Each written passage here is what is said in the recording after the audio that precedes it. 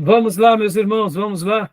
Começando aqui o nosso segundo dia de aula de Teologia Sistemática 4, Antropologia e Pneumatologia. Já oramos como é costume. Mais uma vez, boa noite, graça e paz. Boa noite, graça e paz. Boa noite, graça e paz. É com muita alegria que iniciamos aqui a nossa gravação. Quero lembrar a todos os irmãos e irmãs que as nossas aulas são gravadas, para que vocês possam utilizar esse material depois. Gravamos também porque essas aulas serão parte do acervo das aulas em EAD, para os alunos que desejarem fazer esse curso em EAD. Essas aulas gravadas farão parte do currículo, é claro que com outros materiais e outras coisas, e gravamos também para abençoar o maior número de pessoas. Então, meus irmãos, mais uma vez, vamos lá. Que Deus nos abençoe nessa noite e nos ajude. Graça e paz, Beatriz. Amém, graças e paz. E durante esses primeiros dias de aula, estaremos trabalhando apenas sobre a matéria de antropologia, tá, meus irmãos? Falei que nós ficaríamos entre 3 a 4 dias, tudo dependeria do desenvolvimento da classe. Eu acredito que sim, ficaremos por volta de 4 aulas, trabalhando sobre antropologia, e depois estaremos mergulhando sobre pneumatologia, que é a doutrina do Espírito Santo. Antropologia trata da doutrina do homem, tá bom? Bom, meus irmãos, vamos lá. Na primeira aula, nós gastamos um tempo bem significativo, esclarecendo dúvidas, fazendo uma aula, eu diria, bem introdutória, né? Fazendo aqui algumas definições. E agora nós estaremos, então, já indo um pouco mais a fundo no texto, no livro texto, tá? Continuarei hoje mostrando para os irmãos aqui os slides do Gruden, né? Que nós começamos semana passada, e da parte 3, que é a doutrina do homem. E nós estaremos hoje dando continuação, ainda sobre os slides, mas, ao mesmo tempo, a gente vai mergulhar no livro do Gruden, tá? No livro do Wayne Gruden, nosso livro texto, tá bom? Então, vamos lá. Graça e paz, Elisângela. Amém, graça e paz. Boa noite. Boa noite. Meus irmãos, então, compartilhando já aqui para os irmãos o slide, mas antes do slide, é óbvio, né? Gosto de fazer uma leitura de um texto. Vamos ler aqui, Salmo de número 84, versículos de número 1, 2 e 10. Salmo 84, versículo 1, 2 e 10. Eu vou compartilhar aqui na minha Bíblia digital, mas eu gostaria que você lesse comigo também na sua Bíblia e na sua versão. A minha versão é Almeida e atualizada, tá? Então, estarei compartilhando aqui com os irmãos. O irmão ou a irmã que quiser, leia para nós, por gentileza, Salmo 84. É o versículo 1, 2 e 10? 1, 2 e 10, Diego, exatamente. Então, vou ler aqui. Por favor. Quão amáveis são os teus tabernáculos, ó Senhor dos exércitos! A minha alma suspira e desfalece pelos átrios do Senhor. Vale mais um dia nos teus átrios do que em outra parte 1000. Preferiria estar à porta da casa do meu Deus, a habitar nas tendas da impiedade. Joia, obrigado, Diego, né? Obrigado. Leu 1, 2 e o 10. Na última aula, nós tínhamos mencionado que Deus criou o homem e o gênero humano, né? Não necessariamente apenas o homem, mas o homem e a mulher. Para quê? Para glorificá-lo, para exaltá-lo, para bendizê-lo. E naquela aula mencionei que nossa vida e nossa alma só tem sentido em Deus. E glorificar a Deus é a razão da nossa vida. E hoje nós vamos continuar falando sobre isso, e eu gostaria de abrir esse módulo, inclusive fazendo uma citação de Agostinho de Hipona, que ele disse assim, está no seu livro Confissões, no livro 1, capítulo 1, fizeste-nos para ti, Senhor, E inquieto está o nosso coração enquanto não repousa em ti. Eu vou ler de novo essa frase de Agostinho. Fizeste-nos para ti, Senhor. E inquieto está o nosso coração enquanto não repousa em ti. Eu particularmente acho essa frase de Agostinho maravilhosa, porque ele descreve, né, no seu livro Confissões, faz essa citação, dando essa ideia de que somente em Deus a nossa vida tem significado e propósito. Somente em Deus nós temos a plenitude de todas as coisas. E Ele nos fez para Ele, e somente nele repousaremos e descansaremos. Fora dele, a nossa vida ainda continuará inquieta, aflita e sem propósito. Amém, meus irmãos? Que realmente possamos entender o plano de Deus para nós, tá bom? E vamos lá, meus irmãos, temos muitos materiais para trabalhar e eu quero já começar aqui, né, a nossa doutrina, mas antes de mergulharmos no slide no livro do Gruden, o que vocês acharam dessa frase de Agostinho?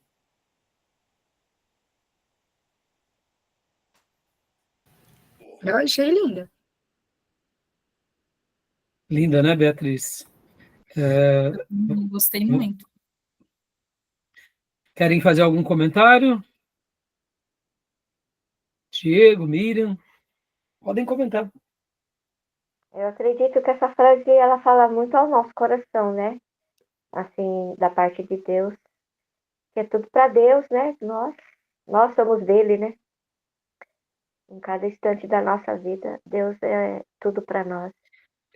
Nessas horas que nós compreendemos um pouco melhor os salmistas, as declarações de amor dos filhos de Deus por Deus, porque, de fato, os escritores bíblicos e os grandes personagens de Deus na história, como, por exemplo, Agostinho, como também, né, Crisóstomo, como também tantos outros servos de Deus que se encontraram com Deus e que deixaram um registro das suas experiências. É nessas horas que a gente compreende a razão pela qual fomos criados. Porque quando dizemos assim, o homem foi criado para glorificar a Deus, parece, num primeiro momento, como eu mencionei na primeira aula, que é algo pesado, que é uma obrigação. Mas, na realidade, esquecendo, né, esse lado humano, esse lado legalista, esse lado religioso, enfadonho, e quando realmente entendemos a Deus da forma pela qual ele se revela a nós, fica muito claro que dar glória a Deus é como eu escrevi aqui nas minhas anotações no meu livro-texto. Dar glória a Deus é reconhecê-lo como o grande ser sublime e poderoso que ele é. Dar glória a Deus, então, é reconhecê-lo, é ver nele a sublimidade e o poder que ele tem. É admitir com docilidade sua soberania e majestade. Pode ver que dar glória a Deus é reconhecer que ele é sublime, que ele é poderoso, e é admitir com docilidade a sua soberania e a sua majestade. Em outras palavras, é se render a Deus conscientemente e docilmente e desejando simplesmente adorá-lo. Não pela obrigação que nos é imposta, mas pelo prazer que é poder adorá-lo. Então, glorificar a Deus é mais do que uma admissão pela obrigação. Ela é uma entrega consciente, volitiva, plena, de amor agora nosso a Ele, por estarmos entendendo o amor que Ele se revelou para nós. Então, né, eu deixo essas palavras iniciais e a frase de Agostinho e o texto que lemos também dos Salmos, porque a gente vai se deliciar hoje aqui nessa matéria, né, porque a gente está falando sobre a criação do homem, né, Então, eu quero poder continuar mergulhando aqui com vocês sobre esses assuntos. Tá bom, meus irmãos? Beleza? Beleza. Tá bom? Então, meus irmãos, vamos continuar falando um pouco, né, sobre ainda aqui, né, a teologia sistemática na parte de antropologia. Ficou alguma dúvida, meus irmãos, sobre os assuntos abordados na última aula? Ficou alguma dúvida? Vocês Não, ficaram tá certo. com, né? Não, Sobre aquilo que eu mencionei com vocês sobre teologia sistemática, vocês ficaram com alguma dúvida? Porque acabamos não falando um pouco sobre essa questão da teologia sistemática. Eu só fiz ali uma abordagem com vocês, dando ali uma síntese da teologia sistemática. Né? Lembra que eu até perguntei para vocês sobre o que é a teologia bíblica, e chamei bibliologia, e teologia sistemática, lembra disso? Ficou claro aqui aquela informação? Que é igual as duas, né? Ou é As diferente? duas, elas nascem iguais porque as duas estão na Bíblia. Só que a Sim. teologia sistemática, ela acaba, vamos dizer assim, Miriam, pode ver que dentro da teologia sistemática, deixa eu até compartilhar aqui com vocês esse slide que vai ser bem esclarecedor. Ó. Olha só. Na parte do Gruden, nós temos, no primeiro slide dele, que é um slide baseado aqui, ó, na introdução. Na introdução dele, ele fala um pouco sobre o que é a teologia sistemática. Eu vou ler rapidamente com vocês, ó. Introdução à teologia sistemática. Bases bíblicas e testemunho na história. Estão vendo? Uhum. Então, o que acontece? Lembra quando eu mencionei e perguntei, falei sobre a bibliologia? Quando eu falei sobre a bibliologia, eu não estava me referindo aqui, irmãos, ó, olha só que interessante, ó, a doutrina da palavra de Deus. Eu não estava me referindo à doutrina da palavra de Deus. Inclusive, na nossa grade do curso, a gente trabalha aqui como bibliologia. No caso, a parte 1 do livro, que vai tratar da doutrina da palavra de Deus, o Gruden, juntamente com os outros pastores e teólogos, professores de teologia sistemática, eles vão falar o seguinte: o que trata a doutrina da palavra de Deus? Trata da importância da palavra de Deus a nós.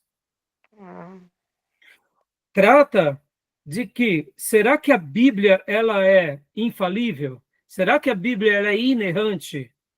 Então, são temas como esse que tratamos na parte 1. Quando eu falei para vocês sobre a bibliologia, né, eu quis fazer a pergunta seguinte: as doutrinas bíblicas puras e simples, por exemplo, a salvação, o perdão, novo nascimento, batismo com o Espírito Santo, os dons. Quando eu fiz a pergunta qual é a diferença entre teologia sistemática e bibliologia, não foi bibliologia como teologia sistemática, foi como doutrinas bíblicas. Ficou claro? Porque aqui na parte 1 do livro, que é a doutrina da palavra de Deus, ali se explica quais são as diferentes formas da palavra de Deus, como que era o cânon das escrituras sagradas, as 4 características das escrituras: sua autoridade, sua clareza, sua necessidade, a sua suficiência. Ou seja, na parte 1, e a inerrância das escrituras, a gente trabalha sobre isso. Não que nós não trabalhamos sobre as doutrinas puras e bíblicas, mas é que nós trabalhamos ali na Bíblia na importância dela toda, como revelação, tá bom? Então, aqui só rapidamente nesse slide, só para esclarecer, né, um pouco vocês, olha só. A introdução à teologia sistemática é bases bíblicas e testemunho da história. Pode ver que aqui ele coloca até algumas pessoas que foram importantes na história da igreja. Aí, aqui, ó. O que é teologia sistemática? Por que os cristãos devem estudá-la? Como devemos estudá-la? As pressuposições da teologia sistemática de Gruden. A Bíblia é verdadeira e é, na realidade, o nosso único padrão absoluto de verdade. O Deus sobre quem fala a Bíblia existe e é quem a Bíblia diz ser, o Criador do céu e da terra e de tudo o que neles há. Ainda que teologia sistemática é qualquer estudo que responda à pergunta: o que a Bíblia, como um todo, nos ensina hoje acerca de qualquer tópico? É uma frase do Wayne Grudem. E aí aqui a gente vai mostrando um pouquinho mais as diferenças entre teologia sistemática e teologia desorganizada. Então, perceba, o Grudem ele faz toda essa introdução para que vocês possam se situar. Como nós já estamos direto aqui na Teologia 4, eu quero ler rapidamente, mas se um de vocês tiver alguma dúvida, me procurem depois, que eu esclareço paulatinamente, tá bom, meus irmãos? Porque se nós tivéssemos começado com Teologia Sistemática 1, aí para vocês já isso seria mais familiar, tá bom? Ó, a diferença entre teologia sistemática e teologias desorganizadas. Teologia sistemática busca a organização dos estudos da palavra de Deus a partir de tópicos ou assuntos. A teologia desorganizada busca o estudo da palavra de Deus a partir de problemas surgidos aleatoriamente. Não é que um estudo desorganizado seja ruim, não é isso. Mas o estudo desorganizado, ele acontece como uma emergência. Então, muitas vezes a gente precisa parar para estudar. Já a teologia sistemática, ela tem essa ordem, esse critério, ela sistematiza, tá bom? Tudo bem até aí? Tá tranquilo, meus irmãos? Tá dando para compreender? Sim. Tranquilo, né? Eu passei esses slides para vocês, né? E vocês, ao comprarem um livro, vocês também poderão baixar esses slides. Quem comprar a edição antiga, vinha um CD que você baixava todos esses arquivos, tá bom? Atualmente, né, nas novas edições, você baixa todos esses como se fosse um aplicativo. Então, continuando, as vantagens da teologia sistemática. Ela trata de tópicos bíblicos de modo cuidadosamente organizado, a fim de garantir que todos os tópicos importantes recebam completa consideração. Ela trata os tópicos em muitos mais detalhes, dando, assim, a completa compreensão do que a Bíblia, no seu todo, fala sobre determinado assunto. Ou seja, ela busca esse seu todo, mas ela busca organizar com bastante cuidado, tá bom? E as vantagens?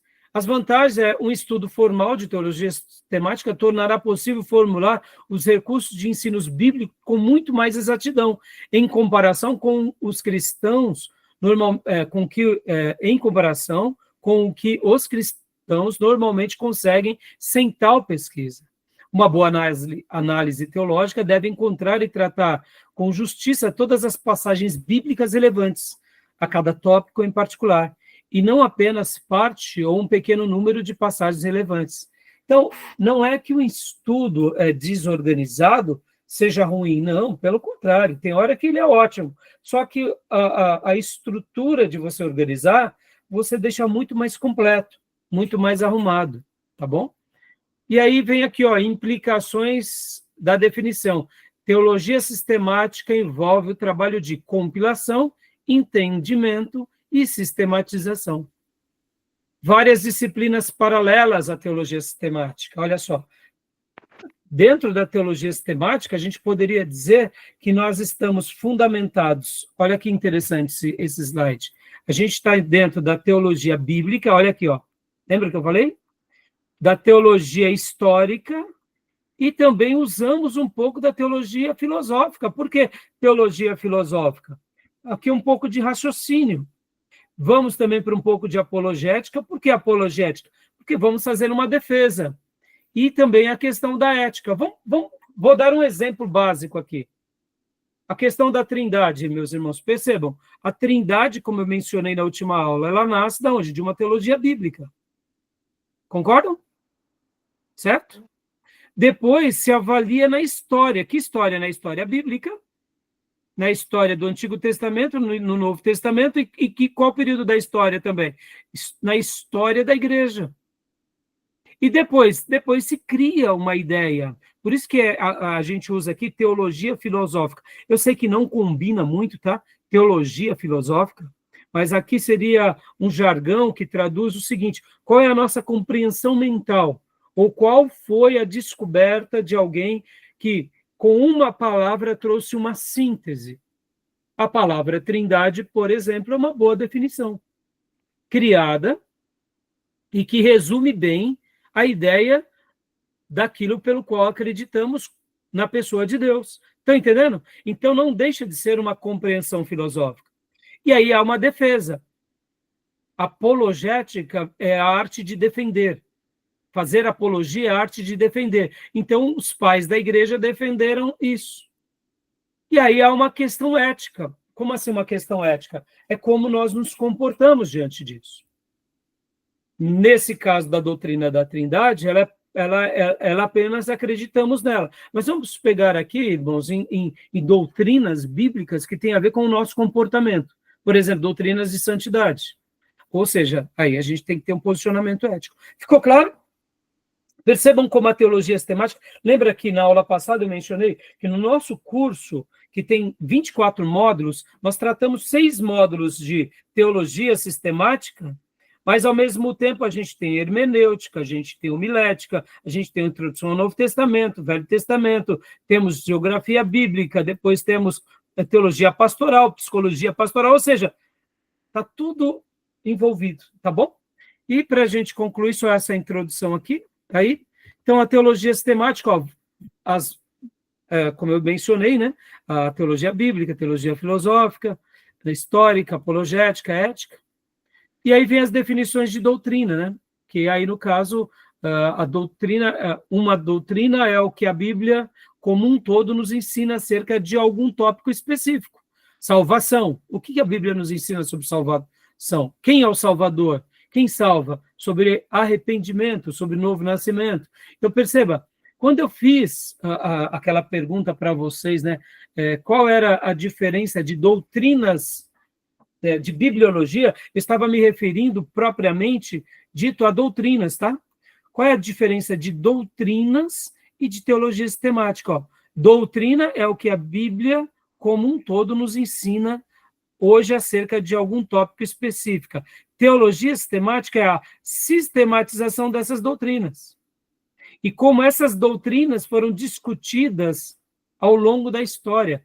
Irmão, a gente tem que levar em consideração que estamos no ano 2025 depois de Cristo, ou seja, 2000 anos depois do advento do ser mais belo, mais esplêndido desse planeta, que é Jesus Cristo, nosso Senhor. Olha que coisa maravilhosa. Então, percebam, irmãos, durante esses 2000 anos aconteceram muita coisa. Aí, as aulas de história da igreja, a gente vai trabalhar mostrando, né, o que aconteceu. E podem ver, hoje a gente está aqui, graças a Deus, num seminário ortodoxo, mas se a gente não tomar cuidado amanhã, se nós não formos zelosos, as nossas igrejas, os nossos seminários, pode se enveredar para o caminho perigoso. Por isso que a gente está aqui, cravando os nossos fundamentos, para mostrar, não, nós não queremos o liberal, nós não queremos uma nova visão, nós não queremos uma nova interpretação, nós queremos as velhas escrituras, velho no sentido de antigo, o único Salvador, né? Nós não precisamos de algo novo, é a velha oração, é a velha igreja, são as velhas práticas, que se faz nova todos os dias, porque Deus, ele se renova, e nós não precisamos de algo novo, moderno, né? Moderninho, tá bom? Beleza? Ficou claro? Estou dando essa explicação só para dar aquela fundamentada mais básica, já que na aula passada eu acabei eu pulei esses detalhes. E aí por que a gente deve estudar, né? Porque Deus quer que a gente faça discípulos totalmente comprometidos e consagrados, que passem essa informação para mais discípulos também comprometidos e consagrados, tá bom, meus irmãos? E é isso, né? A gente, com o estudo, a gente também ajuda a sair das heresias, nós damos respostas adequadas das doutrinas corretas e crescemos na fé, né? E aí, a gente tem que continuar estudando com oração, estudando com humildade, estudando com a razão, porque afinal de contas somos seres inteligentes, devemos estudar junto com outros, debatendo com humildade, devemos estudar de forma aonde todos nós possamos aprender melhor para servir a Deus de uma forma melhor, tá bom? Então é isso, né? E a gente estuda também para louvar a Deus, né? Com regozijos e louvores, porque é para Ele que a gente está fazendo todas essas coisas. Tá bom, meus irmãos? Tá? Dei essa síntese rapidinho aqui, só para vocês terem uma noção do que trata, já que na última aula eu acabei não falando, eu pulei, era para eu ter lido esse slide na última aula e não li. Então, tá bom? Nenhuma dúvida? Joia? Então, vamos lá. Compartilhando aqui o slide, então, o 3, né? Que é do material do Grudem. Eu vou compartilhar aqui com vocês. E vamos lá. Pode perguntar, se vocês tiverem alguma pergunta, hein? Esse slide também já está no grupo, né, pastor? Já está no grupo, eu passei para vocês, tá? Que é um material muito bom, né, do livro, e vai ajudar vocês a estarem vendo, né? Claro que a gente já está passando aqui para poder abençoar vocês, mas eu também peguei e já mandei no grupo. Como eu disse, o livro que vocês estão comprando, talvez, por ser uma edição antiga, vocês comprem e não venham o CD. Antigamente vinha um CD, né, ele vinha com um CD. A minha edição veio com um CD. Está por aqui o CD, e é esse material, tá bom? A edição nova, a gente faz o download, tá? Então, vamos lá, meus irmãos, passando aqui para vocês. Vamos lá agora, recapitulando a nossa aula passada, para que a gente ganhe tempo, porque temos muito assunto para trabalhar. Ó, olha só. Nós vimos aqui semana passada, né? A doutrina do homem, né? Estamos estudando a doutrina do homem. Perguntas normativas. Por que Deus criou o homem? Para a glória de Deus, conforme os textos bíblicos aqui mencionados. Qual é o propósito da existência humana? Cumprir com o objetivo da nossa criação. Ou seja, Deus tem um propósito para nós.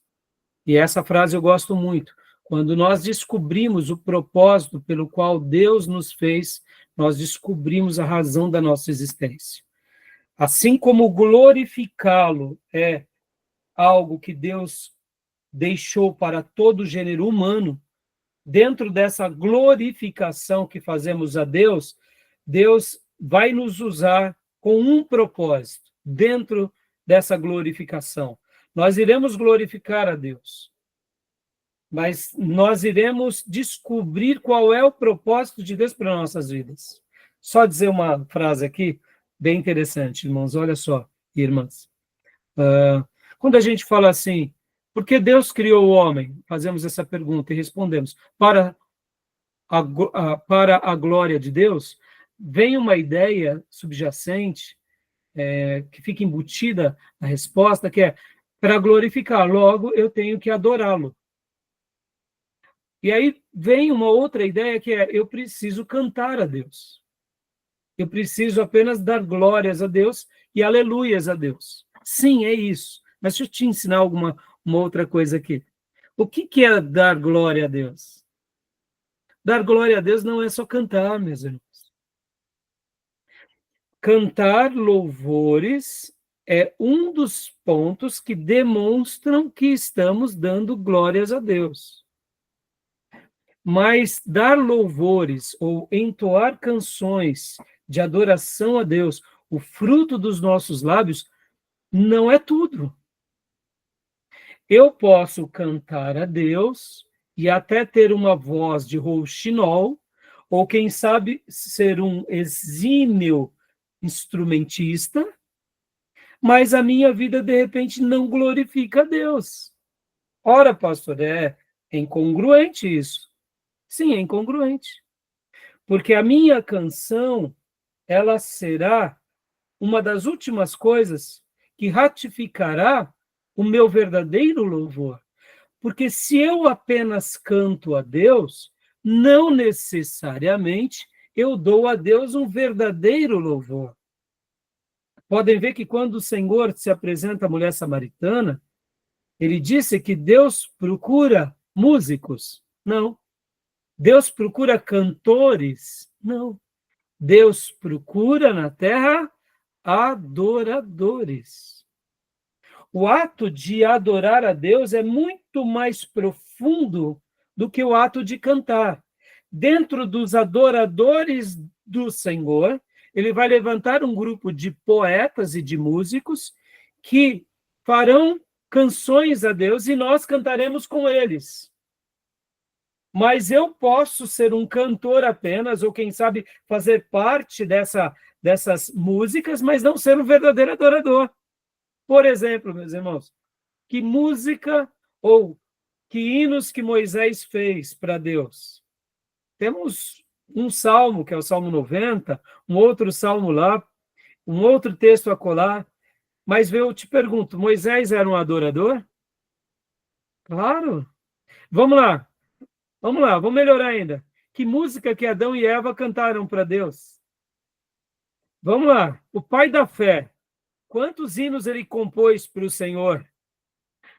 Percebam que na história bíblica, poucas pessoas receberam o dom artístico ou o dom da poesia. Davi, os filhos de Asaf, os filhos de Coré, e um punhado de irmãos aqui e acolá entre os levitas. A grande maioria não eram músicos. Mas aí eu te pergunto, todos os servos de Deus verdadeiro, eles eram adoradores? Sim. João Batista era um adorador? Sim. Quantos hinos João Batista cantou? E os apóstolos eram adoradores? Sim. Quantos hinos eles cantaram e compuseram? Percebam, a adoração está além. Então, vamos lá. Pastor, você disse que Deus nos fez para a sua glória. Então, o que é glorificar a Deus? É quando eu entendo que a minha vida, com as minhas obras e com os dons que Ele me deu, agora eu dedico tudo isso a Deus e consagro tudo isso a Deus. Quando eu consagro os meus dons e os meus talentos a Deus, eu estou glorificando. Percebam? Quando eu estou obedecendo a Deus, eu estou adorando. Podem ver que o próprio profeta dizia, e os salmos também vão afirmar, Davi, que se Deus quisesse sacrifício, ele nos pediria, mas ele quer o quê? Um coração contrito, uma alma quebrantada. Que essa vida Deus não desprezará. Por quê? Porque é melhor obedecer do que sacrificar, disse o profeta. Então, quando eu obedeço a Deus, quando eu entendo que Deus tem um plano para mim, eu estou adorando. Amém, meus irmãos? Perceba, coisa linda, né? Então, todo mundo que obedece, todo mundo que se consagra ao trabalho de Deus, já está adorando, mesmo que tenha uma voz de taquara rachada. O irmão tem uma voz horrorosa, não tem problema. Mas ele é um homem piedoso, uma mulher piedosa, não tem problema, ele é um adorador. Ele foi encontrado pelo Eterno. E se ele foi encontrado pelo Eterno, ele está dentro desses eleitos, que os olhos de Deus o encontraram. Amém? Então, percebam que dar glórias a Deus é mais do que um jargão, tá bom? Dar glórias a Deus, e é por isso que eu escrevi no meu livro, dentro das minhas notas, que dar glórias a Deus é reconhecê-lo como o grande ser sublime e poderoso que ele é. É admitir com docilidade sua soberania e majestade. Ou seja, é se render a ele totalmente, tá bom? Então, qual é o propósito da existência humana? Cumprir com o objetivo da nossa criação. Aí, aqui dentro do objetivo, entra o propósito. Podem ver, meus irmãos, cada um de nós temos um propósito. Me permita aqui a fala, mas não faço uma leitura da arrogância.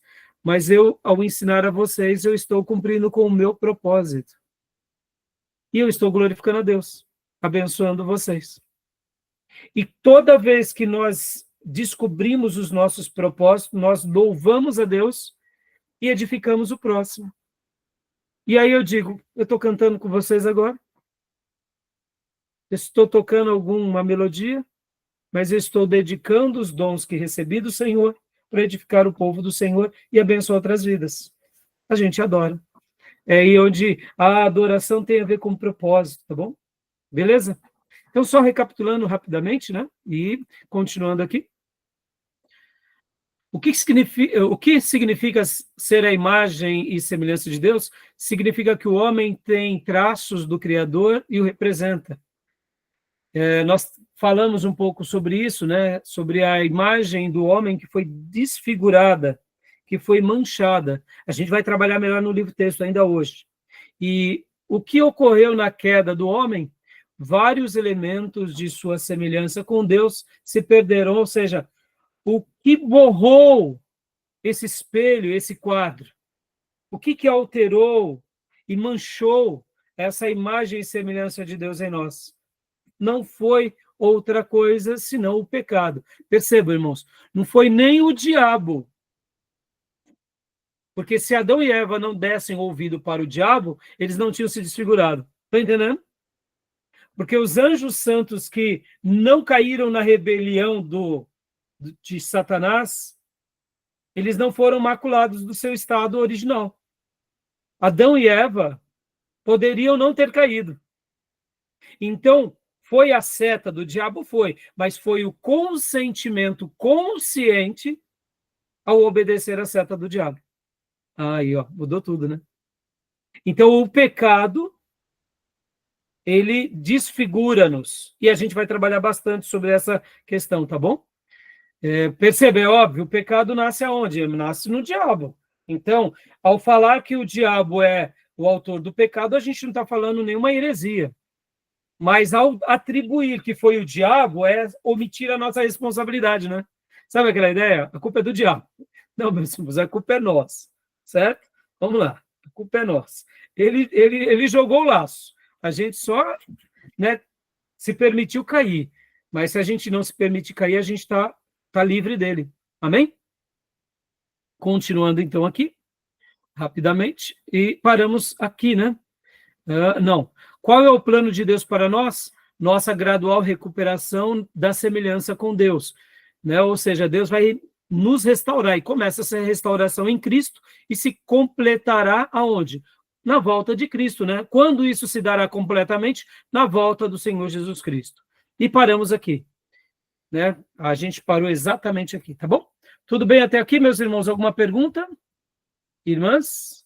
Tudo tranquilo? Né? Irmãos, uma aula linka a outra, você vê, um que a gente não menciona numa aula. Percebam, eu falei durante 3 blocos na primeira aula, estamos aqui até agora e estamos trabalhando de coisas que eu não mencionei. Então, perceba que mesmo que a gente volte num ponto, são acréscimos sobre aquilo, que nos enriquece, que nos faz crescer mais, tá bom? Então, alguma dúvida, alguma pergunta? Eu tenho. Pois não. Nesse último slide estava falando, né, sobre a gente ser aperfeiçoado, né, a cada dia. Isso tem muito a ver também com... Tipo assim, às vezes a gente pede alguma coisa para Deus, a gente acha que vai vir instantâneo, mas não, ele vai transformando a gente, né? Então a gente pede paciência, a gente vai ser trabalhado ali, aquela característica. E às vezes a gente até fica com medo, assim, de, não vou pedir isso, porque a gente sabe que Deus vai lapidar a gente para aquilo acontecer, e não que vai ser automático. Eu diria, Beatriz, a grande maioria das coisas que Deus faz conosco é devagar. Uma coisa ou outra pode ser surpreendente, pode ser sobrenatural, aí entra o milagre, né? Aí entra o milagre. Aí milagre é milagre. É um cego que passa a enxergar, mudo que passa a falar, é milagre. Mas a grande maioria das mudanças de Deus na nossa vida é paulatina, né? Como você disse, né? Dá até medo de pedir, porque se eu pedir... Não, mas eu não tenho medo de pedir, não. Faz parte do pacote, né?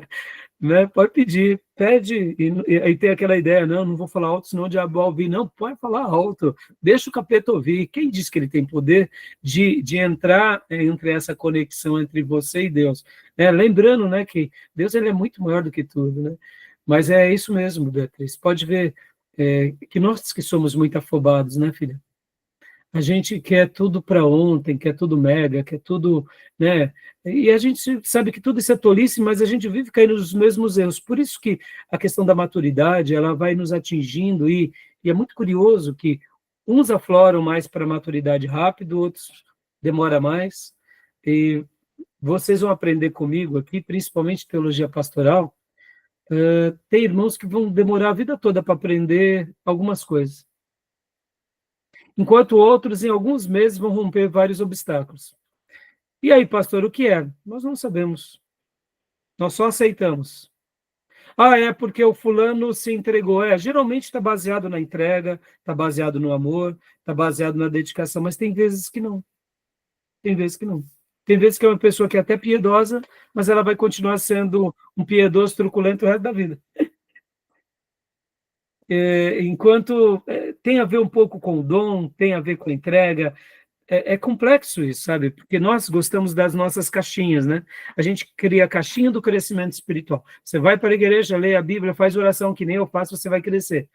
Ora, né? De repente, para Deus, pode ser que seja isso, porque Deus deixou um caminho. Os puritanos chamavam de meios da graça. Ou seja, aquilo que nós fazemos, pelos quais a graça de Deus é manifesta na nossa vida. E é verdade, pode ver. Ao ler a Bíblia, Deus derrama graça. Ao orar, Deus derrama graça. Ao ir para a igreja, Deus derrama graça. Ao evangelizar, Deus derrama unção e graça. Ao jejuar. Mas tem irmãos que fazem tudo isso e eles vão subir 3, 4 degraus.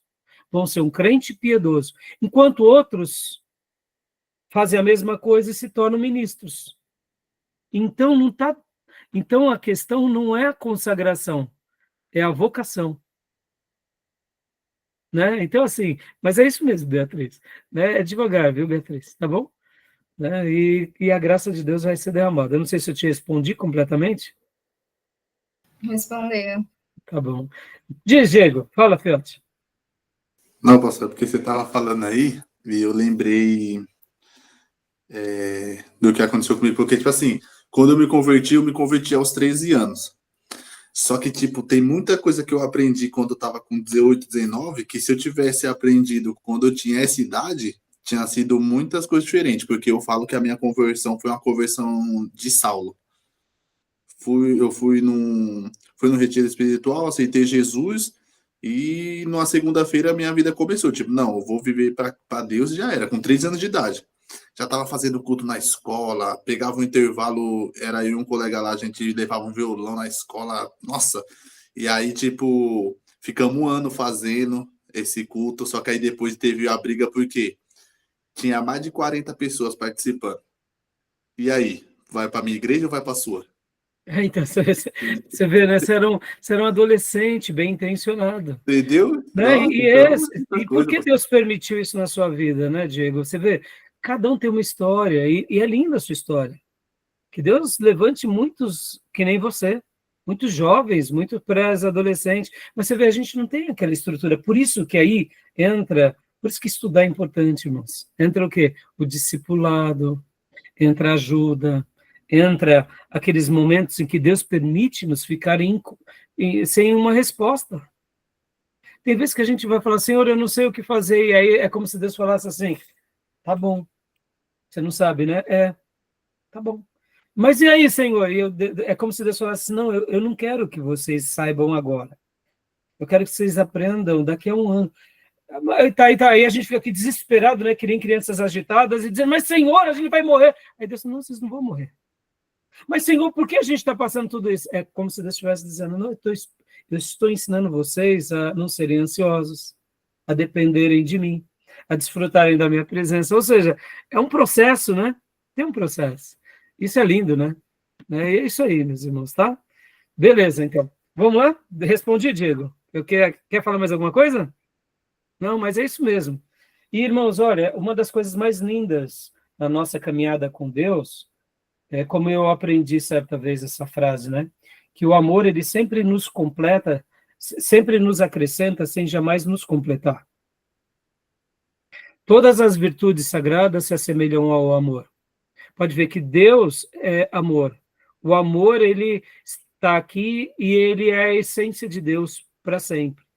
Mas a santidade de Deus acompanha Deus. Pode ver que os atributos, como chamamos, incomunicáveis, são inerentes a pessoas de Deus. Vocês vão aprender quando a gente for trabalhar sobre teontologia. A gente vai trabalhar muito sobre os atributos de Deus.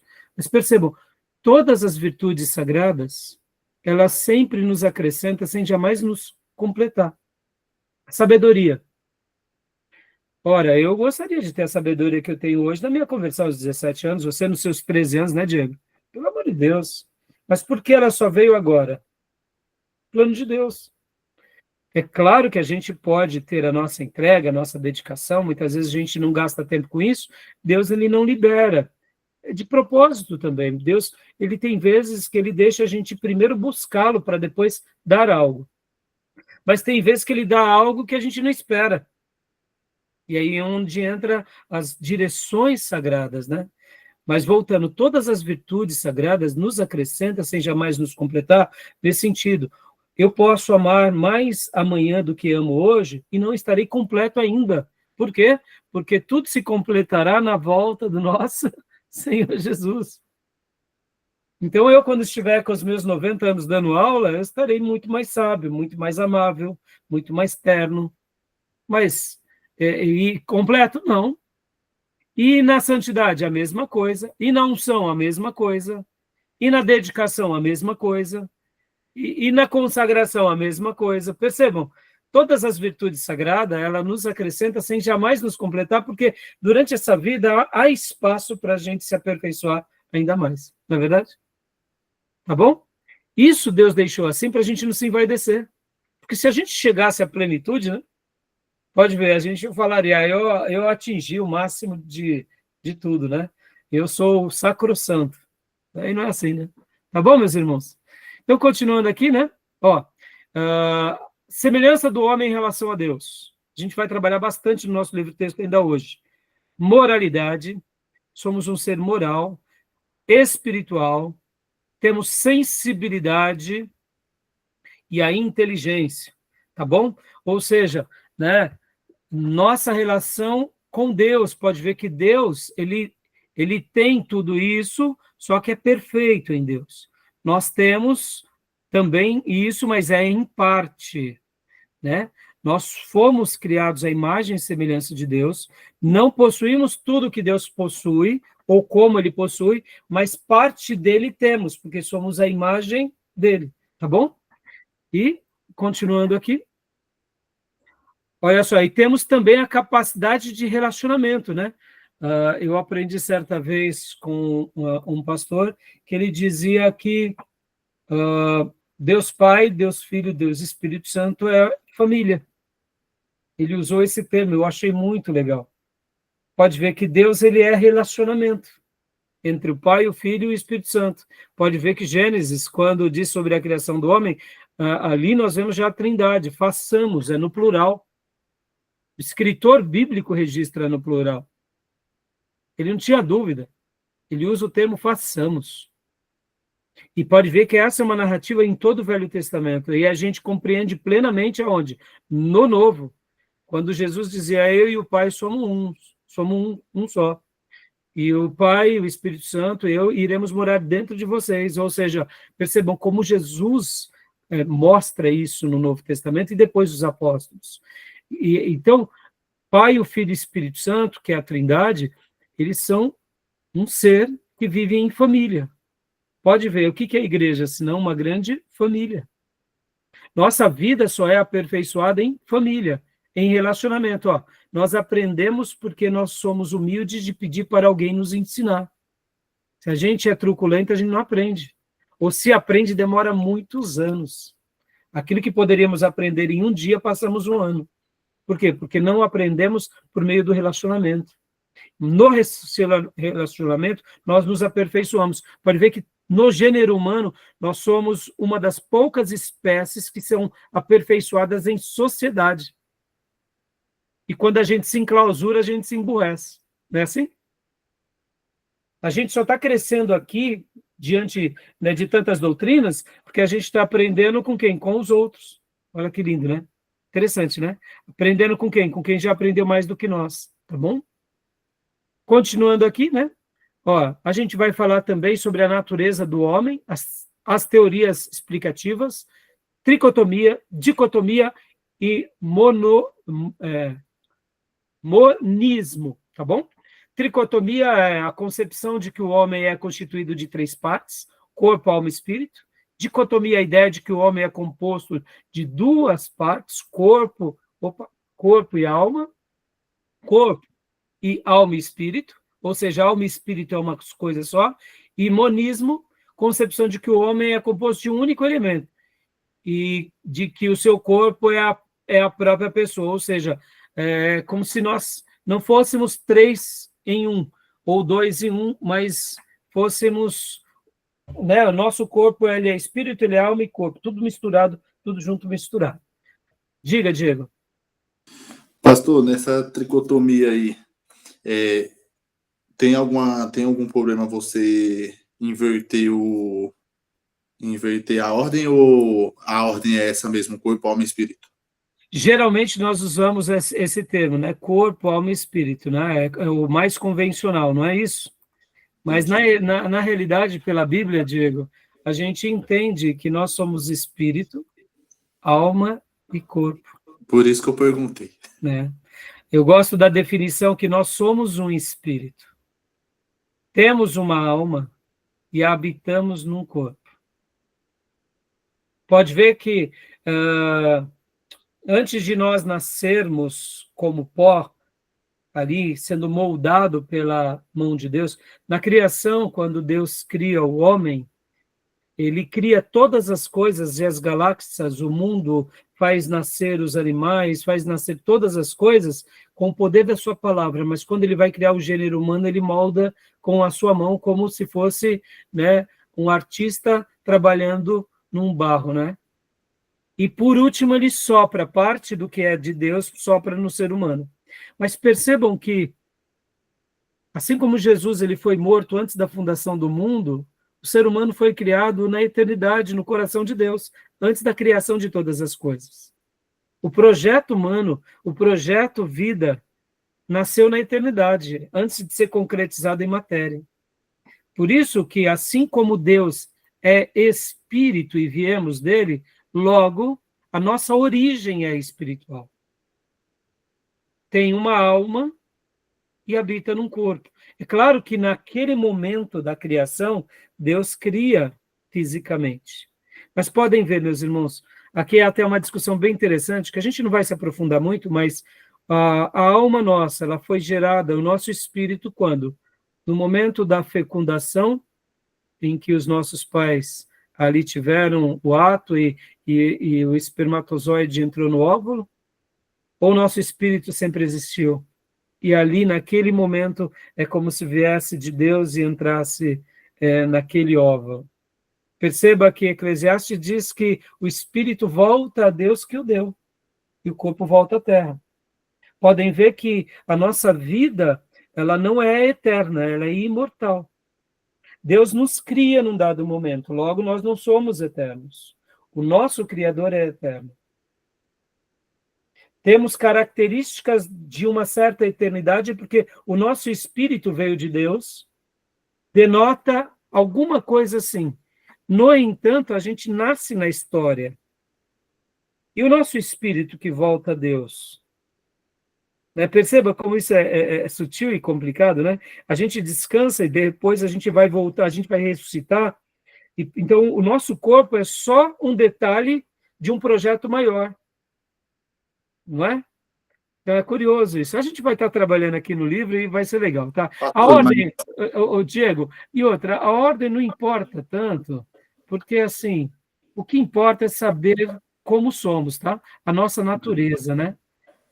E também, irmão, vocês vão ver, ó, já a gente vai trabalhar sobre a tricotomia e a dicotomia, ainda hoje. E o monismo. O monismo é uma teoria que existe, mas ela é pouco citada, tá? Agora, essas duas são muito consideradas. E só para vocês terem uma ideia, a ideia da dicotomia, ela é muito citada também.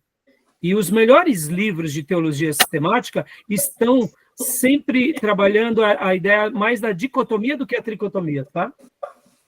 E nunca, pastor, e aí, tem algum problema? Nenhum problema, irmãos. Só que a gente está compreendendo um pouco como Deus nos fez, tá?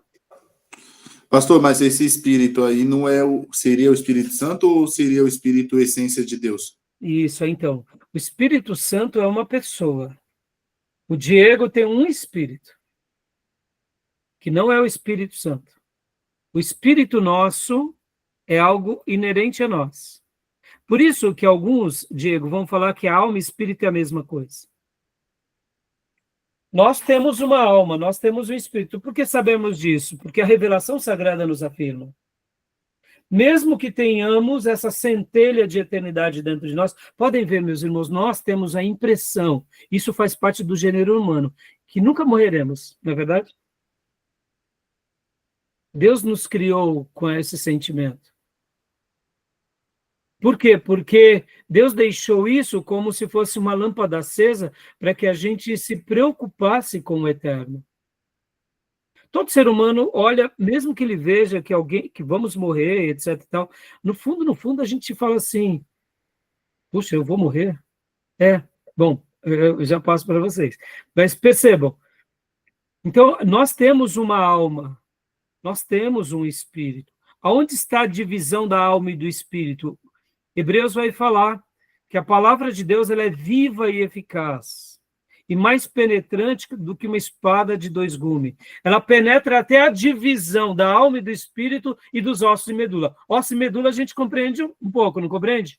E o espírito e a alma, a gente compreende? A gente já viu onde está o espírito e a alma? Não, eu estou vendo o Diego, com o cabelinho, né, todo estiloso, estou vendo as irmãs, estou vendo o pastor aqui sem cabelo, mas eu não sei onde está a minha alma, o meu espírito, mas eu sei que ela está aqui. Então, é por isso que nessa matéria, quando a gente fala da natureza do homem, a gente estuda, indiferente das terminologias, a gente sabe que somos um corpo que tem uma cognição, tem uma alma e sentimentos, e tem um espírito, que esse espírito liga a Deus. Agora, se a alma e o espírito eles estão interligados como o tendão dos nervos, se o nosso espírito está preso à alma, uma coisa é certa, é o nosso espírito que faz com que tenhamos conexão com o Espírito Santo de Deus. Estão entendendo? Quando não éramos convertidos, nosso espírito estava adormecido pelo pecado. O pecado estava aqui, ó. Mas no momento que nos convertemos, é como se quebrasse aquela ruptura do pecado, e agora o nosso espírito, eu gosto de ilustrar da seguinte forma, o nosso espírito, aquela vamos dizer assim, havia uma barreira aqui chamada pecado. Por isso que a gente não conseguia compreender a Deus. Mas no momento em que nós nos convertemos, o pecado ele é quebrado. E agora a gente começa o quê? A gente começa a compreender quem? A gente começa a compreender o próprio Espírito Santo de Deus. E aí a gente entende o Espírito Santo de Deus, e o Espírito Santo de Deus agora tem conexão com o quê? Com o nosso espírito. E é pelo Espírito que entendemos agora a Deus. Vamos lá, meus irmãos, é bem simples isso, mas é muito prático. A Bíblia não era compreendida por nós. No dia da conversão, ela passa a ser compreendida. A oração era enfadonha, passa a ser a oração passa a ser desejada. Ir à igreja, cultuar e adorar era algo religioso, algo bom, bonito, mas depois que nos convertemos, é algo doce, algo lindo, é algo que ansiamos. Por quê? Porque o pecado que estava aqui fazendo essa ruptura entre nós e Deus, ele foi o quê? Ele foi rompido, entenderam? E aí, quando ele é rompido, a gente passa a ter conexão. Bom, vamos lá. Primeiro a Miriam. Pergunta, Miriam. Depois a Elisângela, depois o Diego. Pastor, é uma pergunta um pouquinho besta, mas vou perguntar. Todos nós temos uma alma e espírito, aí o espírito volta para Deus. Aí todas as pessoas, todos os espíritos das pessoas, vai tudo voltar para Deus, tá tudo lá, então? Irmã, é algo que parece besta, mas não tem nada besta, porque são dúvidas, né? De verdade. Lembra do que Jesus disse na história de Rico e do Lázaro? Sim. Só dando uma prévia, né? A gente vai trabalhar em teologia sistemática 6, quando falarmos sobre escatologia. Quando nós morremos, nós descansamos no seio de Abraão. O que é o seio de Abraão? É a sala de estar dos céus. Já é o céu? Não. Mas já é um pedacinho, é a sala de estar. E lembra que o rico estava num lugar de tormento? Sim. Pastor, lá já era o inferno? Não, ainda não, meus irmãos. Ali era só a sala de estar do inferno. Ai, que terrível, né? Então não tem. Entenderam? Então, quando nós morremos e somos servos de Deus, nós descansamos no seio de Abraão, que é, no caso, né? E pode ver que o texto bíblico mostra que lá havia uma grande separação, né? Havia uma grande separação entre um lugar e outro, né? Era como se aqui fosse o seio de Abraão, né? Aqui é Abraão e o seio de Abraão, aqui um lugar intransponível e aqui o lugar de tormento.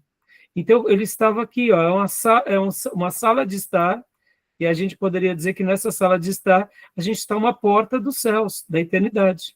E aqui é uma sala de estar infernal, que está uma porta da condenação eterna. Então, a gente compreende dessa forma, Miriam. Por isso que o espírito volta a Deus, Miriam. E é óbvio, quem é que domina sobre esse terreno aqui? É Deus, não é o diabo, viu, irmãos? Quem é que domina desse lugar? É Deus. Deus é o dono de tudo. Né? O diabo não tem acesso a essas coisas. Né? Pode ver que ele é o grande inimigo de Deus que um dia vai ser lançado no lago de fogo e enxofre. Ele está num lugar preso.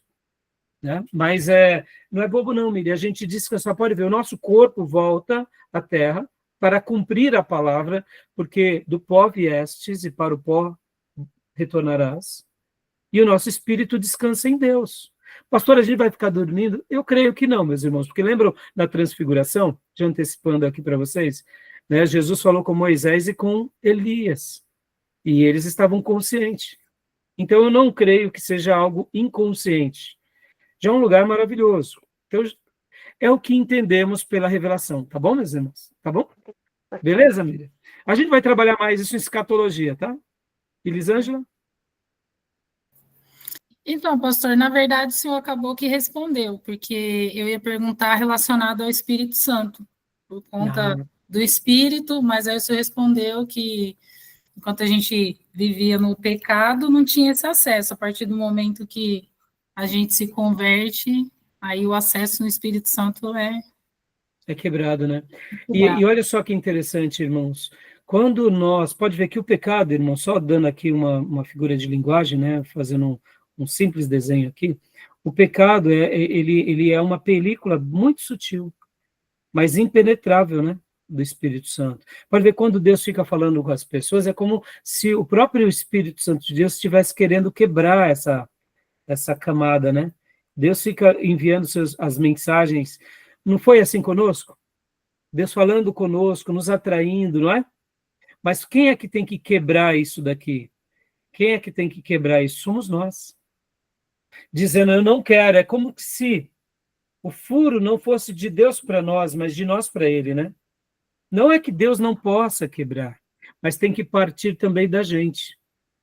E por isso que eu gosto da palavra docilidade. Ser dócil é aceitar algo. Somente no momento em que nós aceitamos que somos pecadores, e que iremos para o inferno, e que estamos perdidos, e que precisamos de um Salvador, e o clamamos, Senhor, nos salva, aí é quebrado essa película do pecado que está sobre nós. E aí, no momento em que ela é quebrada, aí a nossa conexão com Deus passa a existir. E aí a gente começa a compreender. E aqui, só para até citar para vocês, há uma frase de C.S. Lewis muito linda, que ele diz o seguinte, que Deus para mim é como o sol. Ele está fazendo uma analogia, né? Deus para mim é como o sol. No momento que eu passei a acreditar nele, eu passei a enxergar tudo que estava ao meu redor. Por exemplo, eu estou aqui no meu escritório, né? No meu ateliê. Eu não estou vendo direito. Se tem nuvens, se tem... o que tem lá fora, eu vejo alguma coisa por causa das luzes mercúrias. Todos nós vivíamos em trevas, víamos alguns vultos, vemos algumas coisas. Mas no momento em que nos convertemos, que essa película cai da nossa mente, dos nossos olhos espirituais, a gente passa a compreender e a enxergar como de fato é. A gente vê os montes, vê as árvores, vê o céu, que cor é o céu. vê que os montes são verdes e as árvores têm tons distintos e algumas árvores, inclusive, são floridas. Vemos os animais e as cores dos animais, vemos as nuvens, vemos o sol, a lua, as estrelas, ou seja, Deus passa para nós, quando ele convive conosco, a gente sai das trevas, né? Então, por isso que essa frase é linda, porque a película do pecado foi tirada. É fantástico, não? Então, é por isso que, indiferente se somos tricotomistas, dicotomistas, é na conversão que tudo muda. Sem conversão, nada acontece. Por isso que somos um seminário ortodoxo. Acreditamos na mesma mensagem de Jesus e dos apóstolos. Arrependei-vos e sigamos a Jesus. É simples assim. E demos fruto de arrependimento. Que só assim a gente vai realmente compreender, né, o Evangelho. Tá bom? E para a gente fechar aqui o slide, para a gente mergulhar no texto, porque depois no segundo encontro, no terceiro encontro, a gente já só vai ficar no texto, não vamos ficar mais nos slides, tá bom, meus irmãos? Ó, a origem da alma, as teses da história da teologia. Temos aqui o criacionismo, né? Que é a concepção de que Deus cria uma nova alma para cada pessoa e aí envia ao corpo da pessoa em algum momento entre a concepção e o nascimento. Acabamos de falar um pouco sobre isso.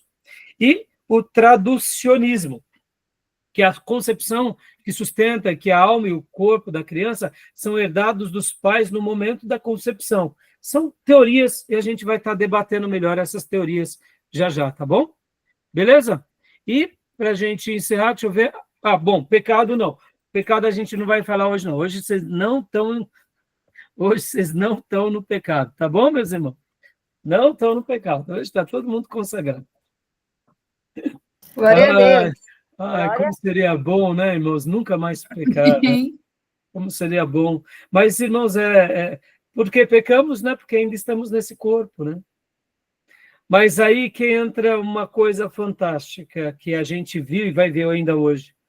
Por isso que quanto mais nos enchemos de Deus, mais imunes, mais, eu diria, imunes ao pecado ficamos. Por quê? Porque se a nossa natureza pende para o pecado, a plenitude de Deus pende para a santidade. E quanto mais cheios de Deus, menos cheios de nós, da vida, da carne, e naturalmente pecamos menos. É tudo uma questão de plenitude, né? E quanto mais vazios de Deus, mais cheios dessa vida, mais cheios de si, mais cheios do mundo, logo, mais cheios do pecado. Né? Então, a gente vai se encher de Deus mais um pouco já. Tá bom, meus irmãos? E vamos continuar se enchendo nas nossas igrejas, na nossa vida, porque, como disse o hino clássico, né? Eu quero é Deus, né? Lembra? Eu quero é Deus, eu quero é Deus. É isso que importa. Tá bom? Alguma pergunta? Dúvida? Não? Pode falar, Diego? Pastor, eu vou perguntar, mas eu vou perguntar no off, pastor. É? Vou perguntar no off. E se a pergunta for boa, a gente pode deixar aqui no vídeo. Mas você pergunta já. Então... Na volta, porque senão vai ficar estendido aqui. Tá bom, então. Tá bom? E vai que a pergunta é perigosa, né, Diego? Não, Diego. Não. Vocês entendem, irmãos, como eu digo para vocês, né, que cada turma tem uma proposta, né? Cada turma, cada necessidade, a gente segue o mesmo currículo, mas as experiências são únicas. Né? Inclusive, irmãos, deixa eu avisar aqui para vocês, eu já disponibilizei na minha página, inclusive foi durante julho, na minha página do YouTube, se você procurar lá em podcast, você vai ver antropologia e pneumatologia que eu dei 3 anos atrás, tá? Quem quiser assistir, pode assistir, para enriquecer as aulas, tá? Vão assistindo. Né? E qualquer dúvida de lá também eu esclareço para vocês no grupo, né? E eu não sei por que razão os vídeos não conseguimos subir no Spotify. Não me pergunte, eu não tive problema com vídeo nenhum, só com antropologia e pneumatologia, não consegui subir. Então deixa só lá no YouTube, paciência. Né? Mas tentei e bastante até subir para a página do Spotify, né? Que é aulas de teologia, mas não consegui. E quando vocês quiserem alguma aula no Spotify, irmãos, porque lá, se eu não me engano, já está beirando 600 aulas, né? Aí vocês têm que colocar o o título da matéria, né? Por exemplo,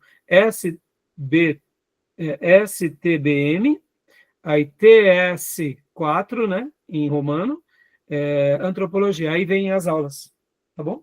Por exemplo, eu quero... porque senão no Spotify vem tudo, né? E se você não colocar, eu deixei dessa forma, que é para que as redes sociais possam sincronizar, né? A pessoa busca nas redes sociais, vem do YouTube, vem do Spotify, e aí a pessoa pode estar encontrando, tá bom? Beleza, meus irmãos? Então, vamos parar a gravação aqui, aí o Diego faz a pergunta. Certo, Diego? Joia. Vou parar a gravação.